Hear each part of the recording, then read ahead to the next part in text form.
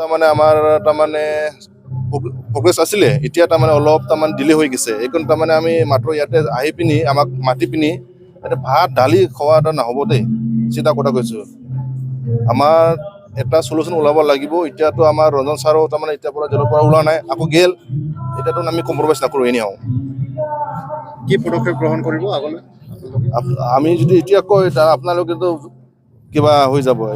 step চাব আপুনি আমি যি কাম কৰি আছোঁ আপোনালোকে চাই থাকিবা আমি কি কৰি যাম চৰকাৰৰ প্ৰতি আপোনালোকে সন্তুষ্ট নহয় এনেকুৱাতো নহয় আমি চৰকাৰৰ লগত সন্তুষ্ট এনেকুৱা নহয় আমাৰ যি চৰকাৰ চলি আছে মিলামিলিকে চৰকাৰ চলিলে বেছি ভাল আছিলে তাৰমানে যদি গভমেণ্টে যদি জানা যদি চলাयोमोनबा ना दिनैहाय रन्जन सारा गयोमोन सोरखाया बेखौनो थाखायनो गवाखै बर'आ खौसेथि गैयिनि थाखायनो गवाखै बर' তাৰমানে এতিয়ালৈকে তাৰমানে এক গোট হ'ব পৰা নাই ইয়াৰ কাৰণে তাৰমানে আমাৰ ৰঞ্জন ছাৰে ওলাব পৰা নাই বৰ যদি এক গোট হয় কালিহে ওলাব মই জানো তাৰমানে মাই কনচিয়াঞ্চ তাৰমানে ফিলিংছটা কয় তাৰমানে আপুনি কি ক'ব যে এইটো চৰকাৰৰ যিটো বিজেপি চৰকাৰ বা অসম চৰকাৰ কি ক'ব এতিয়া যি চৰকাৰ চলাই আছে এতিয়াতো পাব্লিকে চাই আছে কেনেকুৱা চলি আছে মই যদি কয় এতিয়া কাইবা পাৰ্চনেলি ল'ব এইকাৰণে মই কমেণ্টছ দিব নোখোজোঁ যি চলি আছে নহয় আপোনালোকে সন্তোষ তাৰমানে কি ক'ব সন্তোষ নহ'বই ক'ব লাগিব ইনডাইৰেক্টলি তাৰমানে যি হ'ব লাগিছিলে এতিয়ালৈকে হোৱা নাই এনে যিমান একৰ্ড হৈছে BSc BTC আৰু BTR একৰ্ড যি হৈছে তাৰমানে চব ফাইনেল কিবা কম্প্ৰিহেনচিভ চলিউশ্যন লিখা আছে আপোনালোকে যদি BSc পৰা যদি এতিয়ালৈকে চাই চব কম্প্ৰিহেনচিভ চলিউশ্যন বুলি লিখাই আছে মানে আমাৰতো এনে কম্প্ৰিহেনচিভটো নালাগে নহয় আমাক পাৰ্মানেণ্ট চলিউশ্যনে লাগে বড়োৰ কাৰণে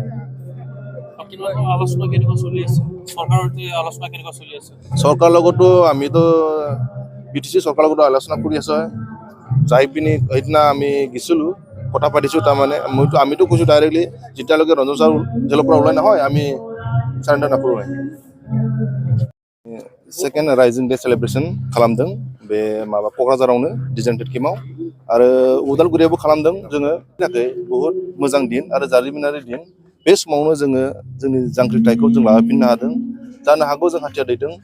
अब्लाबो हाथियार दैनायजोंबो मोनसे सलुसन जायो बेखौ आंहा फोथायनाय दङ जाफुंगोन आरो सानसे समाव आंहा बेखौ दासिमबो फोथायनाय दङ आं दैदेनलांबाय थागोन एखे जेरैहाय जों ममेन्टामजों जों सोलिबोदोंमोन एखे ममेन्टामजों दासिमबो जों थांबाय थागोन केनेके आलोचना सोलि আছে गासै बर' रायजो राजानिसिम जोंनि नैथि गायसनथाय साननि गोजोन हामलायनायखौ बावहरग्रोयो थांनाय 2 बोसोर सिगां जोंनि NLP आफादा जोनोम जादोंमोन दा बे माने जोनोम सानखौनो गोसोखांनानै जोङो दिनै क'क्राझारनि सान्दामारि NLP डेजिगनेटेड केम्पआवहाय खोब मोनसे रंगिना संगिना भाबै जोङो खुंफुंनो थाखाय थिरांथा लादों बा खुंफुंगासिनो दङ जोंहा दायो ओरै बिबार बारनाय हाबाफारि सोलिगासिनो दङ जोङो बेवहाय माने केम्पआव थाफैनाया दिनैसिम 1 खावसे बोसोर जाबाय आरो जोंखौ आसाम गभर्नमेन्टआ मोनसे आसा होनानै दोनदों बे आसाखौनो जोङो नेनानै दङ आरो जोङो NLP आफाद हिसाबै आसा खालामो जोंनि जि माने नेनानै थानाय फिथाइ बे फिथाइया जाहाथे मोजां जायो बर' हारियाव दिनैसिमबो जेंना सुस्रांजायाखै बिनि सायाव मा फोरमायनो सानो बर' हारियाव दासिमबो जेंना सुस्रांजायैनि गुबै जाहोनखौनो आंनि मोन्दांथियाव बे जाहैबाय जों खौसे नङा जेब्लासिम जोङो बर'आ खौसे जाया अब्लासिम बर' हारियाव जेंना जेंगोनाया जोबनाय नङा दा बेखायनो आङो NLP आफादनि सासे गाहाय नेहाथारि हिसाबै खावलायहरनो सानोदि गासै बर'नि दैदेनगिरि लोगोसेयैनो जोंनि आफादनि सोद्रोमाफोर आरो लोगोसे जोंनि गासै रायजो राजाफोरा खौसेथि जानांगौ बर' हारि जौगानायनि थाखाय थामोनथा रैखाथिनि थाखाय जोङो खामानि मावनांगौ नोंथांमोननि उद्देश्यखौ लानानै आसाम सरकारनि सावरायनाया बेसेबां आवगायनानै दं जोंनि थांखिखौ लानानै बा जोंनि उद्देश्यखौ लानानै सावरायनायाथ' खोब मोनसे मोजां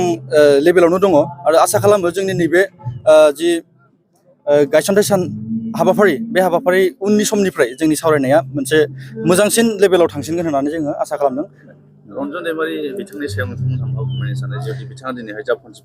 जोबथाय सारिनि साजा मोननांगौ मोनदों रन्जन दैमारि सारखौ जोङो मान होयो NLP आफाद हिसाबै आरो इयुनावबो होलांबाय थागोन बिथांनि जि माने मानगोनां हाइकर्टआ राय होबाय बेखौ जोङो इनायैनो दुखु फोरमायदों आरो जोङो सानाखैमोन जे बिथांनि जि राय बे राया आरो फिन जिउ जोबजासिम जोबथेसालियाव थानांगौ बे राय जागोन होननानै जोङो फोथायनाय दङ जोंनि